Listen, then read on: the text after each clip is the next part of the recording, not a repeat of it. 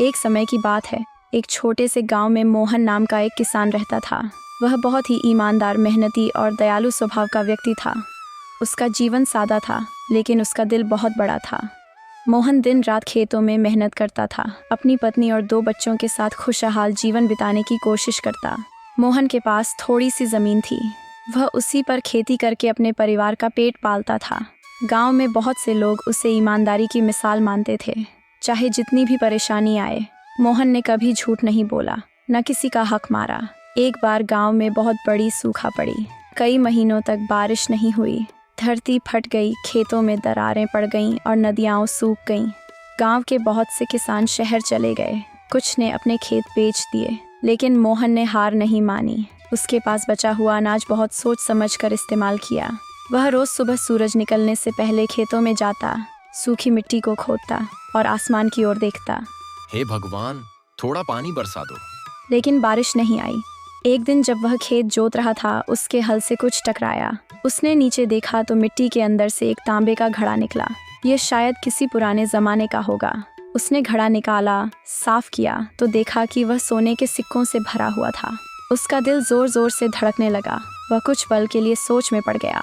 मैं यह सिक्के रख लूं तो मेरा जीवन बदल जाएगा। मैं नया घर बना सकता हूँ, अपने बच्चों को शहर में पढ़ा सकता हूँ और कभी किसी की मदद भी कर सकता हूँ। लेकिन तुरंत ही उसके मन की दूसरी आवाज आई। नहीं मोहन, ये तुम्हारा नहीं है, ये किसी और का धन है। ईमानदारी ही सबसे बड़ी पूंजी है। अगर तुम झूठे रास्ते से सुख पाओगे तो वह कभी टिकेगा नहीं। मोहन ने वही किया जो एक सच्चा इंसान करता है। वह उस घड़े को लेकर सीधे गांव के मुखिया के पास गया। मुखिया जी, यह घड़ा मेरे खेत में मिला है। मुझे नहीं पता यह किसका है, लेकिन यह मेरा नहीं हो सकता। मुखिया जी उसकी ईमानदारी देखकर दंग रह गए। मुखिया जी ने पूरे गांव में ऐलान करवाया कि जिस किसी का यह घड़ा है वो आकर पहचान करे। 3 दिन तक कोई नहीं आया। आखिर मुखिया जी ने कहा, मोहन, तुम्हारी सच्चाई के लिए हम सब तुम्हें सलाम करते हैं। यह घड़ा अब तुम्हारा है, क्योंकि तुमने ईमानदारी की मिसाल कायम की है। मुखिया जी, अगर भगवान ने चाहा तो मैं अपनी मेहनत से सब कुछ कमा लूंगा। ये धन मैं नहीं रख सकता।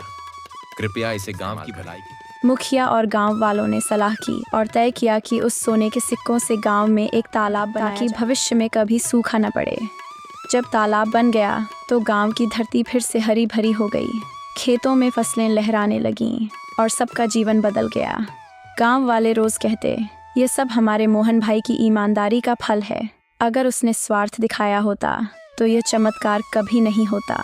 कई साल बाद जब मोहन बूढ़ा हो गया, तब भी उसकी कहानी गांव के बच्चे बच्चे की जुबान पर थी।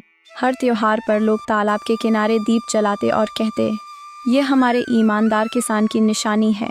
मोहन की मृत्यु के बाद गांव वालों ने तालाब के पास एक छोटा सा स्मारक बनाया, जिस पर लिखा था, ये तालाब उस सच्चे किसान की याद में है जिसने हमें सिखाया कि सच्चाई से बढ़कर कोई धन नहीं होता।